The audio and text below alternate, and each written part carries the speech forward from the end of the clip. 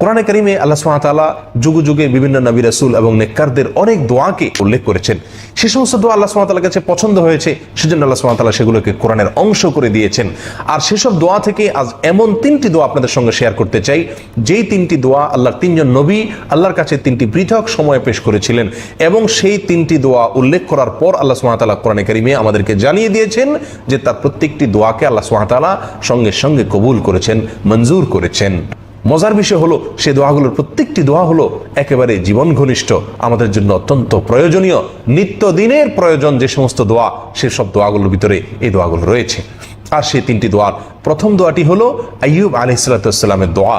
তিনি দুরারোগ্য ব্যাধি থেকে আল্লাহর কাছে দোয়া করেছিলেন একটি নির্দিষ্ট ভাষায়। আল্লাহ সে ভাষা উল্লেখ করেছেন, দোয়ার সে কথাগুলো আল্লাহ উল্লেখ করেছেন, এবং এও জানিয়ে দিয়েছেন যে আল্লাহ তাকে দুরারোগ্য ব্যাধি থেকে মুক্তি দান করেছেন।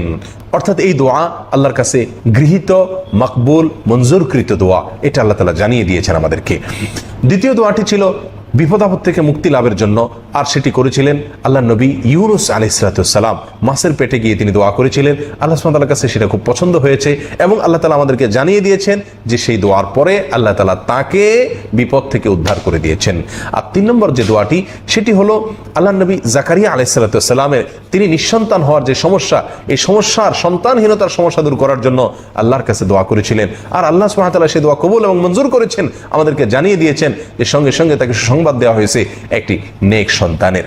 সম্মানিত ভাই বন্ধুগণ, আসুন এবার জেনে নেই সেই দোয়াগুলোর ভাষা কি ছিল। আইয়ুব আলাইহিস সালামের দোয়া প্রসঙ্গে আল্লাহ সুবহানাহু ওয়া তাআলা সূরা আম্বিয়ার 83 নম্বর আয়াতে উল্লেখ করেছেন, ওয়া আইয়ুবা ইয নাদা রাব্বাহু আন্নী মাসসানি আদ-দুর ওয়া আনতা আরহামুর রাহিমিন। তোমরা স্মরণ করো আইয়ুবের সেই দোয়াকে, যখন আইয়ুব দোয়া করেছিল আমার কাছে। আল্লাহ বলেন কি দোয়া করেছিল? আন্নী মাসসানি আদ-দুর ওয়া আনতা আরহামুর রাহিমিন, হে আমার রব, আমাকে অসুস্থতায় পেয়ে বসেছে, আমি অসুস্থ, দুরারোগ্য ব্যাধিতে আমাকে পেয়ে বসেছে, আর আপনি সবচেয়ে বড় দয়াশীল, আপনার চাইতে দয়াশীল আর কেউ নাই। এই ভাষায় দোয়া করার পরে আল্লাহ সুবহানাহু ওয়া তাআলা বলেন, ফাস্তাজাবনা লাহু ওয়া কাশাফনা মা বিহি মিন দুর। তার এই দোয়া আমি কবুল করেছি, এবং তার যে অসুস্থতা ছিল সেটা আমি দূর করে দিয়েছি। সম্মানিত ভাই বন্ধুগণ, এখান থেকে জানা গেল আইয়ুব আলাইহিস সালামের দোয়া দুরারোগ্য ব্যাধি থেকে রক্ষার জন্য পরীক্ষিত, গৃহীত, মঞ্জুরকৃত দোয়া। অতএব এটা আমরা দুরারোগ্য ব্যাধি থেকে বাঁচার জন্য এই দোয়া পড়তে পারি। আবারও বলছি দোয়াটি, রব্বি আন্নী মাসসানি আদ-দুর ওয়া আনতা আরহামুর রাহিমিন। হে রব, আমাকে অসুস্থতা পেয়ে বসেছে, আর সকল দয়াশীলদের মধ্যে আপনি সবচেয়ে বড় দয়াশীল। দ্বিতীয় দোয়াটি ছিল বিপদ আপদ থেকে রক্ষার জন্য, যেটি করেছিলেন আল্লাহ নবী ইউনুস আলাইহিস সালাম। আল্লাহ সুবহানাহু ওয়া তাআলা সেই বিষয়ে সূরা আম্বিয়ার 88 নম্বর আয়াতে ইরশাদ করেন, ওয়ানাদা ফিয যুলুমাতি আল্লা ইলাহা ইল্লা আনত সুবহানাকা ইন্নী কুনতু মিনাজ জালিমিন। ইউনুস আলাইহিস সালাম সমুদ্রে নিক্ষেপিত হয়েছেন এবং মাছের পেটে চলে গিয়েছিলেন। সেখানে গিয়ে তিনি আল্লাহকে ডাকলেন, অন্ধকারে আল্লাহকে ডেকে বললেন, লা ইলাহা ইল্লা আন্ত, আল্লাহ আপনি ছাড়া কোনো মাবুদ নাই, আমি তাওহীদের উপরে অটল, অবিচল এবং প্রতিষ্ঠিত আছি। সুবহানাক, আপনি পবিত্র, আপনি আমাকে যে এই অবস্থায় নিপতিত করেছেন, এক্ষেত্রে আপনার কোনো দায় নেই আল্লাহ। ইন্নী কুনতু মিনাজ জালিমিন, বরং আমি অপরাধী, আমি জালেম ছিলাম, নিজের প্রতি নিজে অবিচার করেছিলাম, আর সেজন্য আপনি আমাকে এই কষ্টের মুখে নিপতিত করেছেন। আল্লাহ সুবহানাহু ওয়া তাআলা ইউনুস আলাইহিস সালামের এই দোয়া উল্লেখ করার পরে 89 নম্বর আয়াতের শুরুতে আল্লাহ সুবহানাহু ওয়া তাআলা বলেন, ফাস্তাজাবনা লাহু ওয়া নাজ্জাইনাহু মিনাল গাম। আল্লাহ সুবহানাহু ওয়া তাআলা বলেন, আমি সঙ্গে সঙ্গে তার দোয়া কবুল করেছি এবং পেরেশানি থেকে তাকে আমি মুক্তি দান করেছি।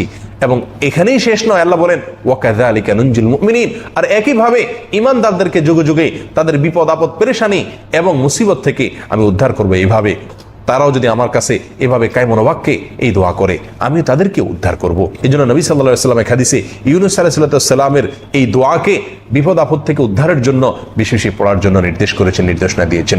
সম্মানিত ভাই বন্ধুগণ, 3 নম্বর পরীক্ষিত, মকবুল এবং মঞ্জুরকৃত দোয়া হলো জাকারিয়া আলাইহিস সালামের একটি দোয়া, যে দোয়া আল্লাহ সুবহানাহু ওয়া তাআলা সূরা আম্বিয়ার 90 নম্বর আয়াতে উল্লেখ করেছেন, ওয়া জাকারিয়া ইয নাদা রাব্বাহু রব্বি লা তাযারনি ফারদা ওয়া আনতা খায়রুল ওয়ারিসিন।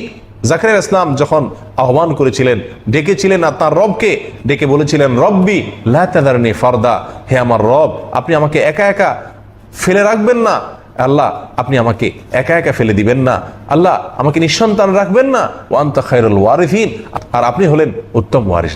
আল্লাহ সুবহানাহু ওয়া তাআলা বলেন, ফাস্তাজাবনা লাহু ওয়া ওয়াহাবনা লাহু ইয়াহইয়া ওয়া আসলাহনা লাহু যাওজাহ। আমি তার দোয়া কবুল করেছি, মঞ্জুর করেছি তার এই দোয়া, এবং তাকে ইয়াহিয়া নামক সন্তান দান করেছি, এবং তার স্ত্রীর যে সমস্যা, অসুস্থতা ছিল সেটা আমি সুস্থ করে দিয়েছি, সেই অসুস্থতা দূর করে দিয়েছি। সম্মানিত বন্ধুগণ, জাকারিয়া আলাইহিস সালামের এই দোয়া আল্লাহ সুবহানাহু ওয়া তাআলা কবুল করেছেন। আর এটা ছিল নিঃসন্তান হওয়ার সমস্যা দূর হওয়ার জন্য। একই সমস্যার জন্য আরেকটি দোয়াও করেছিলেন, যেটি সূরা আলে ইমরানের 39 নম্বর আয়াতে উল্লেখিত হয়েছে। সেই দোয়াও আল্লাহ সুবহানাহু ওয়া তাআলার কাছে খুব পছন্দ হয়েছে। আল্লাহ সুবহানাহু ওয়া তাআলা সেই দোয়া কোরআনের অংশ করে দিয়েছেন এবং সেই দোয়ার পরপরও আল্লাহ সুবহানাহু ওয়া তাআলার পক্ষ থেকে কবুল এবং মঞ্জুর হওয়ার সুসংবাদ এসেছিল। আর সেই দোয়াটির ভাষা ছিল রব্বি হাবলি মিন লাদুনকা যুররিয়াতান তাইয়্যিবা ইন্নাকা সামিউদ দুআ। হে আল্লাহ, পবিত্র সন্তান আপনি আমাকে দান করুন। ইন্নাকা সামিউদ দুআ, নিশ্চয়ই আপনি দোয়া শ্রবণকারী। এই দোয়া পাঠ করার পরে আল্লাহ সুবহানাহু ওয়া তাআলা ফেরেশতা পাঠিয়ে দিয়েছিলেন। তিনি নামাজ পড়ছিলেন মেহরাবে, আল্লাহর ফেরেশতারা এসে তাকে ইয়াহিয়া নামক সন্তানের সুসংবাদ আল্লাহ সুবহানাহু ওয়া তাআলার পক্ষ থেকে তারা দান করেছিলেন। প্রিয় ভাই বন্ধুগণ, তাহলে আমাদের জীবনের গুরুত্বপূর্ণ তিনটি চাওয়া পূরণের জন্য আল্লাহর তিনজন নবীর পরীক্ষিত তিনটি দোয়াকে আমরা ব্যবহার করতে পারি এবং সেই দোয়ায় আল্লাহর কাছে সেই দোয়া দ্বারা আমরা দোয়া করতে পারি, প্রার্থনা করতে পারি। তাহলে সেই দোয়াগুলো কবুল হওয়ার সম্ভাবনা অনেক বেশি থাকবে। তবে মনে রাখতে হবে, দোয়ার বেসিক শর্ত অবশ্যই পূরণ করতে হবে। আর দোয়ার অন্যতম প্রধান শর্ত হলো হালাল উপার্জন হওয়া। আল্লাহ সুবহানাহু ওয়া তাআলা আমাদের সকলকে তৌফিক দান করুন। জাযাকুমুল্লাহ ওয়া আখিরু দাওয়ানা আলহামদুলিল্লাহ।